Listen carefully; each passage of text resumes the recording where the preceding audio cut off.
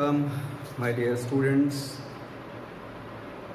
तो ड्रग्स की बात कर रहे थे, चैप्टर था ह्यूमन हेल्थ एंड डिजीजेस और ड्रग अल्कोहल अब्यूज़ की बात कर रहे थे हम लोग। आज का हमारा जो टॉपिक होगा वो प्रिवेंशन एंड कंट्रोल से होगा और प्रिवेंशन और कंट्रोल लास्ट टॉपिक होगा इस चैप्टर का। ठीक है, तो शुरू करते हैं बिना देर के। और ये बहुत ही इंपॉर्टेंट टॉपिक्स हैं, ये सिर्फ बायोलॉजी के टॉपिक्स नहीं हैं, ये सोशल बिहेवियर के टॉपिक हैं। ये आपको बताते हैं कि आपको अपनी लाइफ को कैसे एक शानदार तरीके से जीना है, कैसे एक बहुत बढ़िया एक पॉजिटिव लाइफ को आपको आगे बढ़ना है, जीना है। इसलिए ये टॉपिक्स एनसीईआरटी ने 30%, सीबीएसई ने 30% सिलेबस रिड्यूस किया, पर फिर भी इस वाले टॉपिक को रखा। क्यों? क्योंकि इसके बिना तो बहुत मुश्किल हो जाएगा। शुरू करते हैं। Okay, so the topic for the day is prevention and control. किससे? ड्रग एंड एल्कोहल अब्यूज से। पुरानी कहावत है, prevention is better than the cure. इलाज करने से अच्छा है कि उसको प्रिवेंट कर दिया जाए, है ना? सही बात है। मलेरिया हो जाए और फिर उसकी दवाई खाएं, उससे अच्छा है कि मॉस्किटो नेट यूज़ कर लिया जाए, है ना? या कोई स्प्रे यूज़ कर लिया जाए। वैसे मॉस्किटो का नेट सबसे बेस्ट तरीका होता है, ये बहुत ही अच्छा तरीका है, बट बहुत सारे लोग उसे यूज़ नहीं करना चाहते। तो you have options, go for the option. इससे पहले कि आप बीमार हो जाएं, आपको डेंगू हो जाए, मलेरिया हो जाए, prevent. So prevention is always better than the cure. Drug और अल्कोहल अब्यूज़ की बात कर रहे थे, तो ड्रग और अल्कोहल अब्यूज़ के साथ एक बहुत ही कॉमन रिलेशनशिप है। किसका? हमारे लाइफ के स्टेज का। वो कॉमन रिलेशनशिप ये है कि ड्रग और अल्कोहल अब्यूज़ एडल्सेंस में ही शुरू होती है। ऐसा इसलिए होता है कि एडल्सेंस में ग्रुपिंग बहुत स्ट्रॉन्ग होती है और अपने चॉइस, जिनका नेचर, ऐसे पीपल के साथ हम मिलना जुलना शुरू कर देते हैं जिनका नेचर हमसे मिलता जुलता है। समटाइम्स उसमें कुछ कल्प्रेट्स होते हैं, ये हमेशा होते हैं। Friends, they may be friend और something else in the form of friend. क्योंकि मुझे नहीं लगता कि कोई भी दोस्त ऐसा होगा जो अपने दोस्त को मरता हुआ देखेगा। समझ गए? इशारा काफ़ी है। तो एडल्सेंस में ये, क्योंकि ये प्रॉब्लम कब शुरू हो रही है? एडल्सेंस के स्टेज में।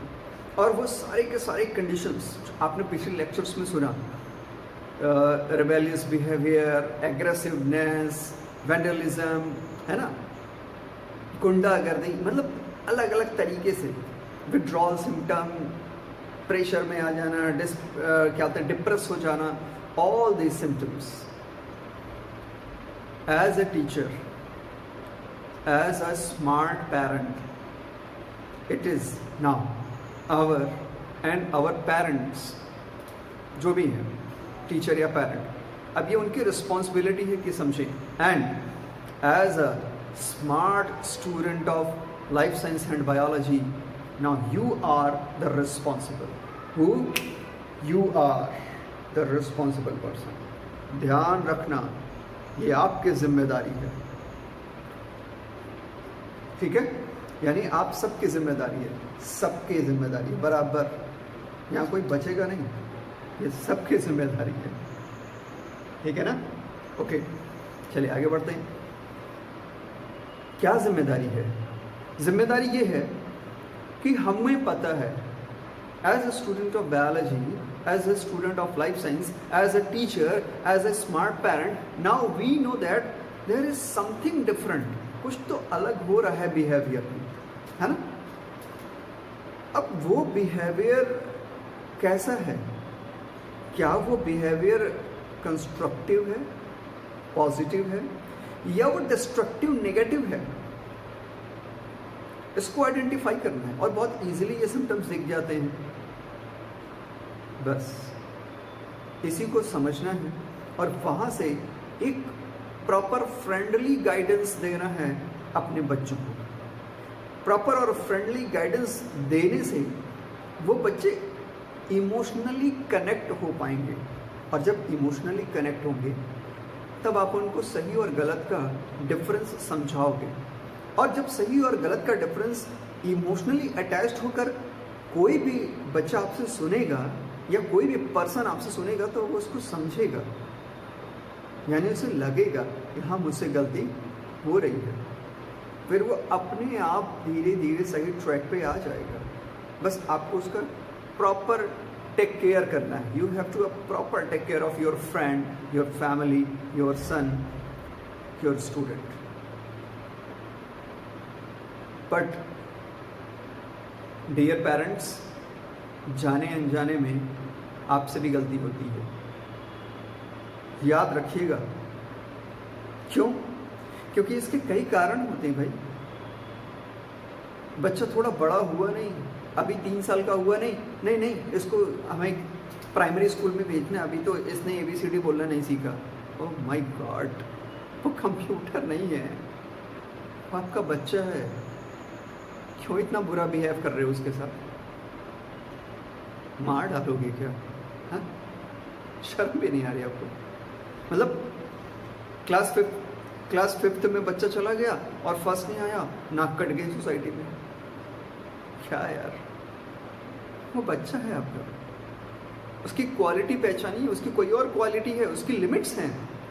यू नो द लिमिट्स, आपको लिमिट्स मालूम है, और आपको पता है कि उसका कोई दूसरा, उसकी एनर्जी दूसरी जगह लग रही है, और उस एनर्जी को अगर वो कुछ टूल्स टेक्निक्स में उसका दिमाग लगता है, उसको टूल टेक्निक की ओर प्रोसीड कराइए। फ्यूचर में बहुत अच्छा इंजीनियर बन सकता है, स्पोर्ट्स में मन लग रहा है बहुत अच्छा स्पोर्ट्स पर्सन बन सकता है, सिंगिंग में लगता है बहुत अच्छा सिंगर हो सकता है, बहुत अच्छा एक्टर हो सकता है।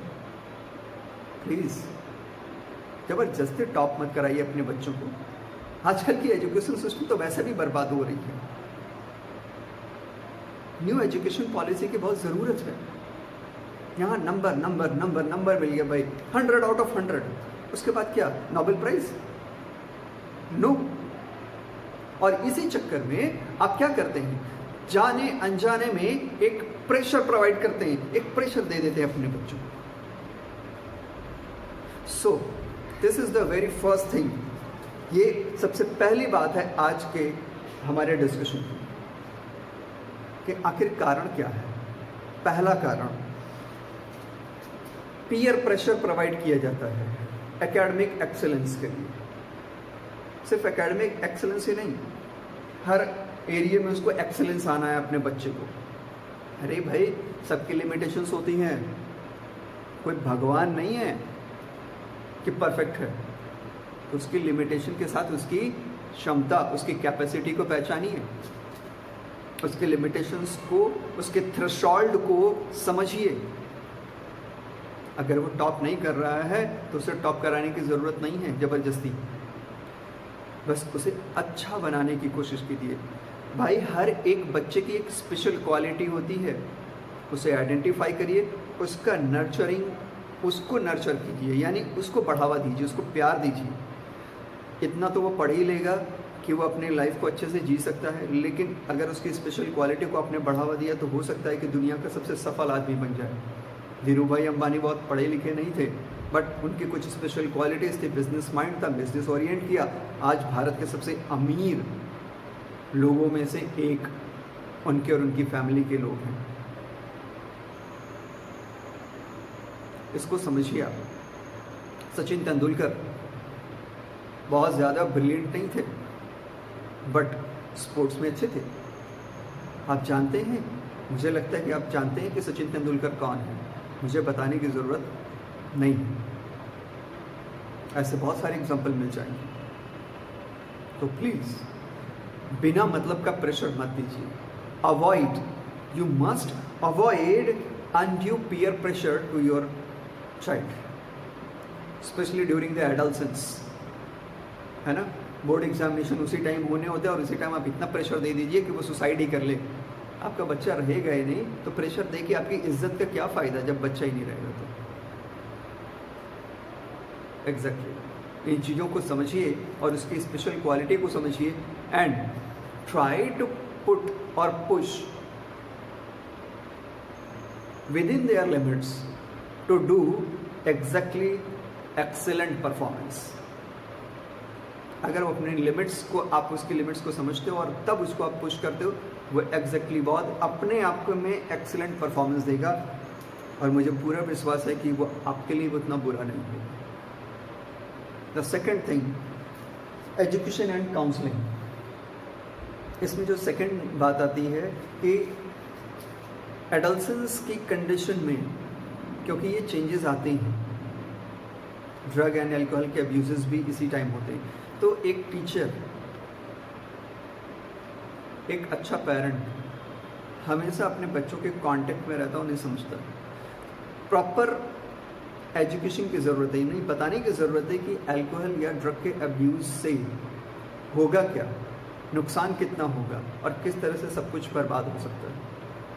प्रॉपर काउंसलिंग की ज़रूरत है, और काउंसलिंग बहुत अच्छी तभी होती है जब आप किसी से इमोशनल अटैच्ड होंगे। क्यों? क्योंकि ऐसी कंडीशन में लोग आपके साथ जुड़ेंगे, अपनी भावनाओं को, अपनी बातों को, अपने थॉट्स को रखेंगे और तब तो आप उन्हें कुछ समझा पाएंगे।